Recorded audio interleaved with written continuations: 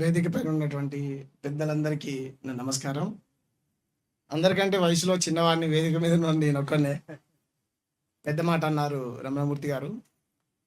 నాకు విజయశంకర్ స్వామి గారు ఒక 10 ఏళ్ల కింద దేశభక్తి ముసుగులో అని ఒక పుస్తకం రాశారు. అదే కదా స్వామి? పుస్తకం రాశారు.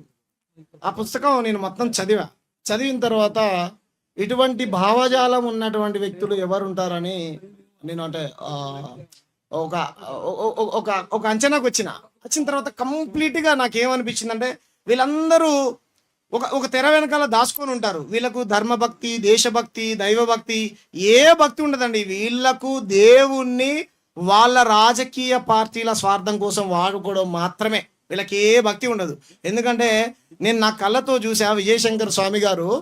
నిజంగా ఆ స్వామి గారి దగ్గర నుంచి నేను చాలా నేర్చుకున్న. పొద్దున్నే క్యారెట్లని అతనే అంటే కట్ చేసుకుని అలా ఒక సాధు సన్యాసి ఎలా బతుకుతాడో అలా బతికాడని సాధారణమైనటువంటి ఒక జీవితాన్ని గడిపేటువంటి వ్యక్తి ఎలాంటి జీవితం గడుపుతాడో అలా గడిపాడు. మరి మీది ఎక్కడ స్వామి, మీ పుట్టు పూర్వాలు ఏంటి అని మొత్తం అడిగితే ఆయనే చెప్పాడు కదా, నేను ఎక్కడ పుట్టాను, రాయలసీమలో పుట్టాను, బాంబులు వేస్తాను కదా. 100,000 కోట్లకు వారసుడైనటువంటి ఆయన కుటుంబాన్ని వదిలి ధర్మ పరిరక్షణ కోసం వస్తే అంటే ఆయనను కూడా ఈరోజు పెద్ద ఎత్తున ట్రోల్ చేస్తూ ఉన్నారు. రమణ మహర్షి గారిని కూడా అంటే రమణమూర్తి గారు కూడా ట్రోల్ చేస్తూ ఉన్నారు అని అంటే నాకు చాలా బాధ అనిపించింది. ఏం ఖండిస్తే అరే ఈయనతో పాటు నన్ను కూడా కొడితే బాగుండంట వాళ్ళు చెప్తా ఉన్నారు. అరే ఆయన పెద్ద మనిషి చెప్పాడు ఇంతకుముందే, ఆయన కొడితే పడ్డాడేమో, నేను పడేటోని కాదు, నేను బయ్యారం అడవుల్లో పుట్టినోని కొడుక ఖబర్దార్. సారీ, మీరు నన్ను క్షమించాలి. ఎందుకనంటే వాళ్ళకి ఇదే భాషలో చెప్తే అర్థమవుతుంది, మీలాగా గౌరవంగా చెప్తే అర్థం కాదు.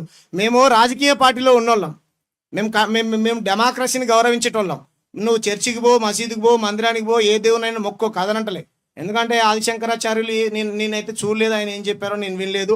రాసింది నిజమాది వక్రీకరించారు నాకైతే తెలియదు. కానీ ఏదైనా అర్థం కాకపోతే నేను సార్ని అడిగితే పెద్దవాళ్ళని ఎప్పుడైనా వెళ్ళినారో వెళ్తే చెప్పేవాళ్ళు. ఇక్కడ పిఎన్ మూర్తి సార్ వెళ్ళిపోయారో లేదో నాకు తెలియదు, శివతత్వాన్ని బోధిస్తారు. ఆ సార్ కూడా ఏదైనా శ్లోకం అర్థం కాకపోతే దీని తాత్పర్యం ఏంటి సార్ అంటే చాలా చక్కగా చెప్పేవాళ్ళు. వాళ్ళు ఒక మత సామరస్యాన్ని కోరుకునేటువంటి వ్యక్తులు ఎవరైతే ఉంటారో వాళ్ళని టార్గెట్ చేసి మేము దాడులు చేస్తామంటే ఖబర్దార్ బిడ్డ, వాళ్ళలాంటి అంటే వాళ్ళ వెనకాల మేము ఉంటాం, మేము కూడా దాడులు చేసినాం అనుకో మీరు తట్టుకోలేరు. తస్మాత్ జాగ్రత్త. ఇది తెలంగాణ, గుర్తుపెట్టుకోండి.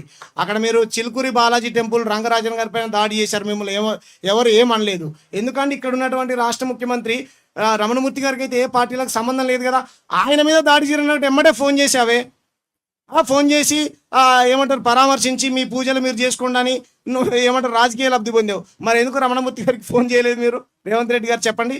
ఇటువంటి మూకదాడులు చేసేటువంటి వ్యక్తుల సంఘాలను నిషేధించాలి, వీళ్ళని జైల్లో పెట్టాలి. తప్పు ఇది చాలా తప్పు, దుర్మార్గం.